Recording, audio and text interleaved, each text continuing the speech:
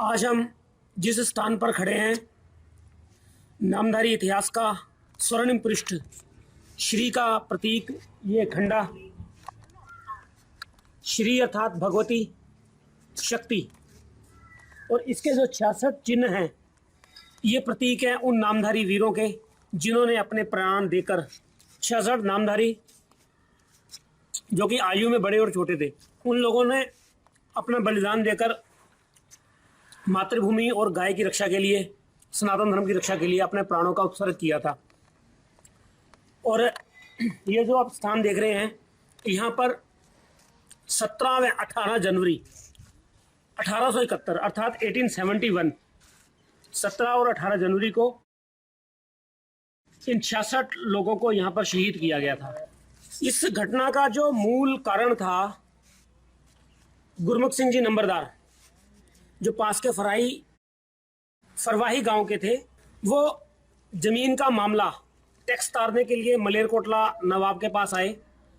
तो रास्ते में जब वो आ रहे थे तो एक बैल जिसके ऊपर काफ़ी ज़्यादा भार में सब्जियां और अन्य सामान लदा हुआ था, तो बैल बेचारे से चला भी नहीं जा रहा था और ऊपर से उसके ऊपर सब्जियों का भार, और ऊपर खुद भी वो बैठा हुआ था और बैठकर उसको बैल को पीट भी रहा था साथ साथ।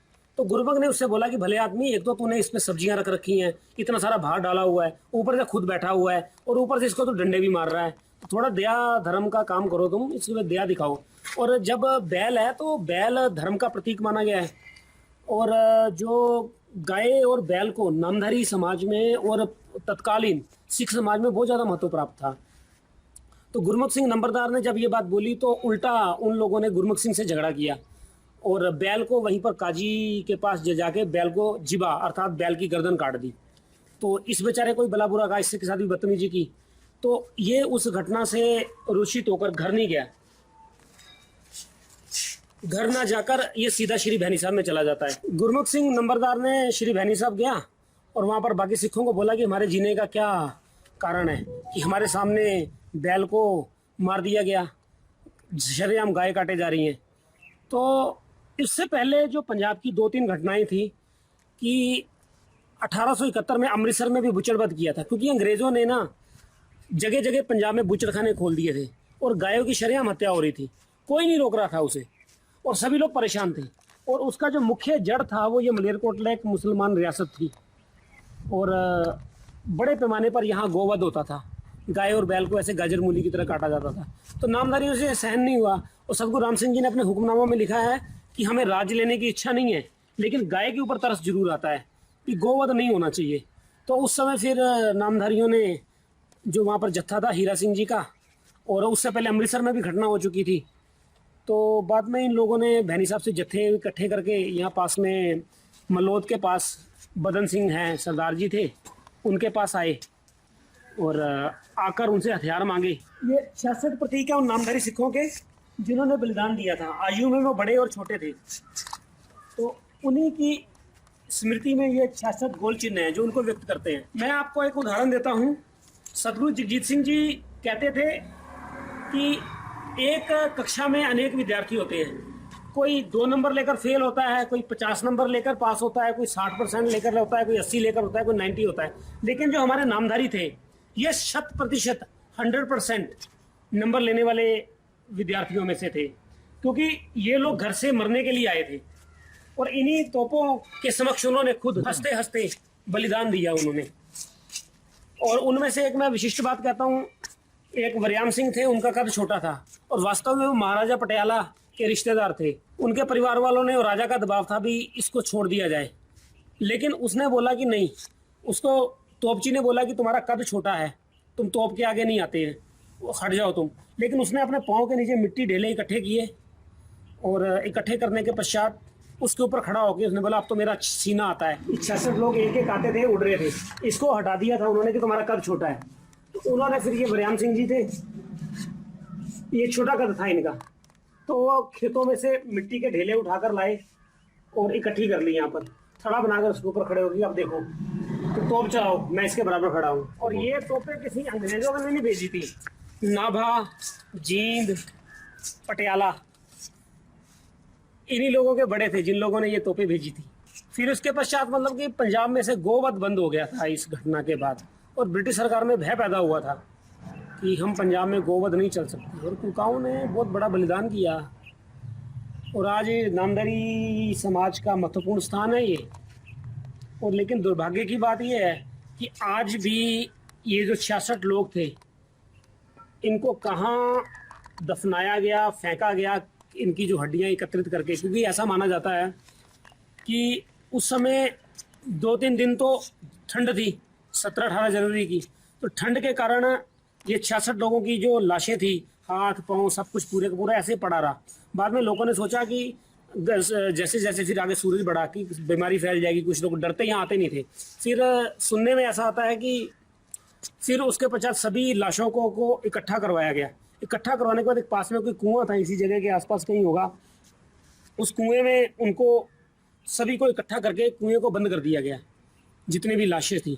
लेकिन देखिए कि 1871 की घटना है, 1872 की ये, और आज 1872 से 1972 100, और लगभग ये 163 साल लगभग हो गए हैं, लेकिन आज भी उन लाशों का संस्कार नहीं हुआ है और हम उन्हें शहीद मानते हैं। लेकिन हमारी आज गुजारिश है कि इस विषय में भी बात होनी चाहिए, और लाशें यहाँ भी हैं, उनको निकाल के और पता तो करना चाहिए कि उन 66 लोगों को कहाँ दफनाया गया था, कहाँ फेंका गया था, और ये सरकार का कर्तव्य बनता है।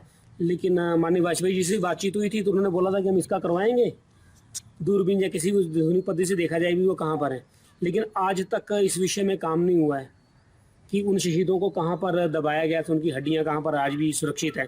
और अजनाला में जैसे कालों का खूह था, ब्लैक वेल था, यहाँ पर 1857 के सैनिकों को दफनाया गया था, अब उसकी जाके पिछले कुछ 10 सालों में उसकी खुदाई हुई, वो सारी हड्डियाँ और सारा कुछ निकला। तो ऐसे इन नामधारियों का भी यदि कुछ अवशेष निकाले जाते हैं तो ये काम करना बहुत महत्वपूर्ण, और इसमें लगे हुए हैं ये सारे। तो दुर्भाग्य की बात देखिए कि स्वतंत्रता के बाद भी उन बेचारों का कुछ भी अता पता नहीं है भी उनको कहाँ पर फेंका गया था, दफनाया गया था, जो भी किया गया था। और आज तो ये सारा मैदान यहाँ पर सारा कवर्ड भी हो गया है, लेकिन हम चाहते हैं कि आज भी उनका पता लगना चाहिए। ये पांड किधर है? ये जो जहाँ इनको सौंपा गया है, वो नहीं पता लगता, ऐसा कर पुराना रिकॉर्ड देखना पड़ेगा, बताते कि पुराना कोई कुआं था, क्योंकि यहाँ जो पुराने महंत जी थे उन्होंने मेरे को बताया था कि यहाँ पर एक पुराना कुआं कोई चलता था, उस संभवतः इधर कहीं नीचे रह गया। तो आज तो आधुनिक इतनी तकनीक आ गई हुई है कि नीचे रेजी से देख सकते हैं। ये किसने बनाया? ये सबसे पहले तो सदगुरु प्रताप सिंह जी इस स्थान पर आए, गुरगद्दी पे, सदगुरु जगजीत सिंह जी के पिताजी। तो सदगुरु प्रताप सिंह जी ने आके बोला कि घटना को ज़्यादा देर तो हुआ नहीं है। फिर आसपास के गांव में पूछा गया, तो फिर तब एक औरत छोटी सी मिली, मतलब काफ़ी पुरानी बूढ़ी औरत, उसने बताया कि मैं छोटी थी और अपने पिता के कंधे पर बैठकर यहाँ पर आई थी। तो ये वो स्थान था जहाँ पर ये तोपों से मारा गया, यहाँ पर तोपें थी, यहाँ पर था। उसी घटनाक्रम के बाद फिर ये सारा स्थान पे मेला लगा। फिर जगजीवन राम जी रक्षा मंत्री थे तब, उन्होंने फिर कुछ जगह दी। बाद में सरदार बेअंत सिंह जी ने ये सारा कुछ करवाया। फिर सरदार प्रकाश सिंह बादल जी ने सतगुरु जगजीत सिंह जी की प्रेरणा से, और ये सारा कुछ निर्माण हुआ उसके बाद। और इसके बीच में सतगुरु प्रताप सिंह जी ने नींव रखी, सतगुरु जगजीत सिंह जी उसको शिखर तक पहुंचाया। और इसमें सरदार प्रकाश सिंह जी बादल और बेअंत सिंह जी जो कांग्रेसी मुख्यमंत्री थी, जिनकी हत्या हो गई थी आतंकवादियों द्वारा, तो उनका बहुत महत्वपूर्ण स्थान था, उनकी बड़ी श्रद्धा थी। और मैं स्वतः भी बेअंत सिंह जी से मिला था, तो वो बताते थे, कहते मैं जब सरदार बेअंत सिंह जी मुख्यमंत्री थे तो वो बताया करते थे, एक बार श्री सतगुरु जगजीत सिंह जी की हजूरी में सरदार बेअंत सिंह जी ने बताया कि मैं जब यहाँ से निकलता था साइकिल से, तो मेरे मन में आता था इतने बड़े शहीद हुए हैं, इनकी याद में कुछ ना कुछ यहाँ होना चाहिए। तो मेरे ऊपर इन शहीदों की कृपा थी, उन्होंने मेरे से काम लेना था, जो मैं मुख्यमंत्री पद तक पहुँचा। और उन्होंने जब भी मुख्यमंत्री बने, वो जब विधायक से, तभी से इस स्थान को उन्होंने सहेजने संवारने के लिए बहुत कार्य किया। और जब वो मुख्यमंत्री बने तो ये सारा स्थान अमृतसर, वो भी नामदारी थे क्या? श्रद्धावान थे, वो नामदारी थे, सदगुरु जी के प्रति बहुत उनका श्रद्धा थी और स्वयं को नामदारी मानते थे वो। मतलब ये जगह का फाइट जो था पूरा का पूरा गौ हत्या के बंद करने के लिए हुआ।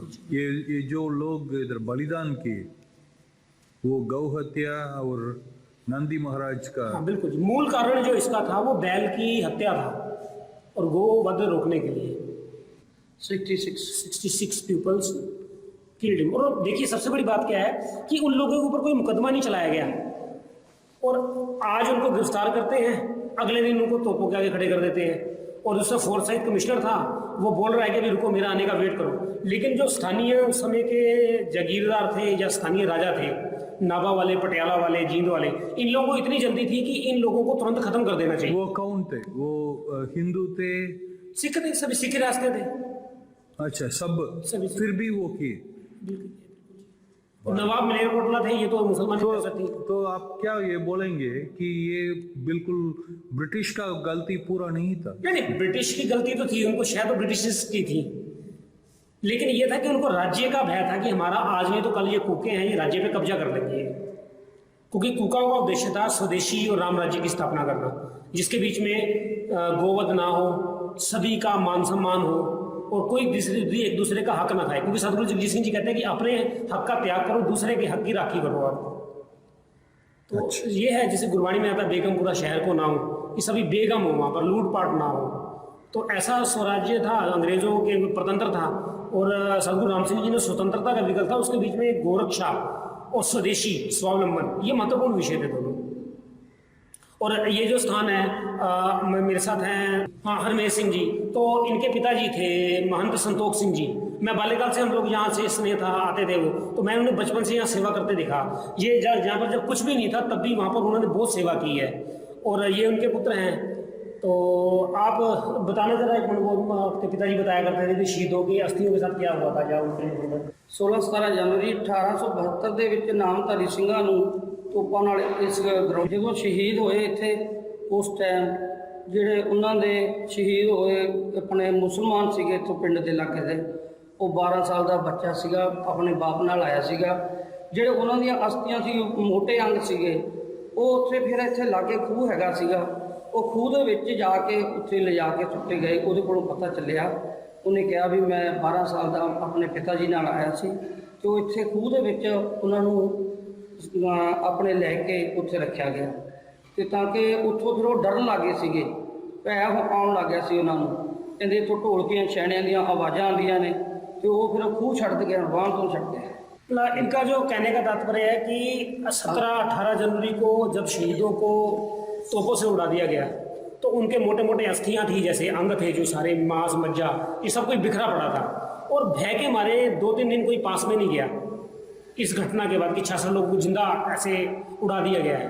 तो बाद में ठंड थी उस समय, तो इसलिए कोई ज़्यादा दिक्कत भी नहीं हुई किसी को। लेकिन जैसे जैसे 20, 21, 22, 23 जनवरी बीती, धूप निकली, तो लोग डर के मारे कि इनको संभालना चाहिए। और जो उस समय के शासक थे, नवाब मलेरकोटला के जो सिपह सलार थे, इन लोगों ने फिर गाँव वालों ने एकत्रित करके उन सभी शहीदों के जो मोटे मोटे अंग थे, सर था और सारा था, तो पास में कुआं था, तो सब कुछ इकट्ठा करके कुएं में फिकवा दिया उन्होंने। कुएं में फिकवाने के बाद उसको फिर बंद कर दिया गया।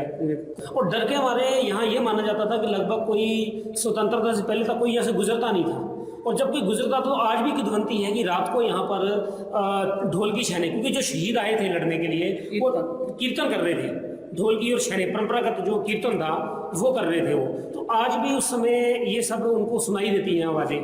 इस प्रकार वो था, ये मन की उनकी कल्पना भी हो सकती है, लेकिन ये कि उनका मन में ऐसा दास है जो आज भी लोगों के मन में कायम है, और जो श्रद्धावान लोग होते हैं उनको आज भी कीर्तन उसकी ध्वनि सुनाई देती है। और हमारे जो अभी संत जी हैं, इनके पिताजी 50 महंत संतोख सिंह जी के पुत्र हैं ये, तो हम बाल्यकाल से इनको देखते हैं, इनके पूरे परिवार को। तो इन लोगों ने सर पे टोकरी से लेकर कसीस चलाने से लेकर सारा जितना भव्य बना हुआ है, जब यहाँ कुछ भी नहीं था तब से लेकर जीरो से हीरो तक की इन्होंने सेवा इस परिवार ने की है, और आज भी कर रहे हैं इस यहाँ पर ये। और दूसरी सबसे महत्वपूर्ण बात क्या है कि आज भी उस स्थान का कुछ पता नहीं चल पाया है, और हमारी भी सरकार या कुछ भी है, तो वाजपेयी जी से भी बात हुई थी इस विषय में, उन्होंने बोला कि मैं बढ़िया से बढ़िया तकनीक से पता करेंगे कि कहाँ पर वो कुआं था जो, लेकिन आज तक वो नहीं हो पाया, उन शहीदों का पता नहीं लग पाया कि कहाँ पर वो दफन है।